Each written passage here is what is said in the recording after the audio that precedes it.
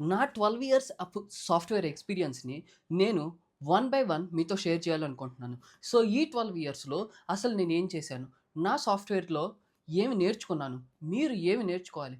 కెరియర్‌లో మీరు గ్రో అవ్వాలి అనుకుంటే ఏమి నేర్చుకోవాలి? అసలు సాఫ్ట్‌వేర్‌లోకి రావాలంటే ఎంట్రీ పాయింట్ ఏంటి? సాఫ్ట్‌వేర్‌లో గ్రో అవ్వాలంటే ఏ విధంగా స్టెప్ బై స్టెప్ టెక్నాలజీ స్టాక్‌ని మీరు నేర్చుకోవాలి? ఫుల్ స్టాక్ అంటే ఏంటి?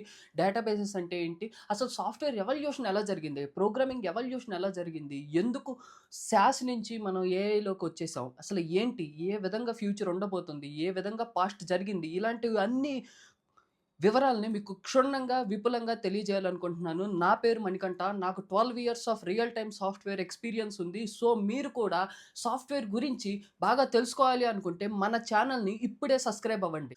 Each step by step struggles, challenges, problems, అసలు ప్రోగ్రామర్‌కి ఉండాల్సినటువంటి లక్షణం ఏంటి? అసలు ప్రోగ్రామర్ అవ్వాలనుకుంటే ఫస్ట్ తను నేర్చుకోవాల్సిందేంటి? ఎవ్రీథింగ్ మీకు మొత్తం రెడీమేడ్‌గా మీ ప్లేట్‌లో ప్రతిదీ పెట్టాలనుకుంటున్నాను. మీరు గ్రో అవ్వండి. అలాగే మన ఇండియాలో టెక్నాలజీని బాగా ఇంప్రూవ్ చేయాలని నేను మనస్ఫూర్తిగా కోరుకుంటున్నాను.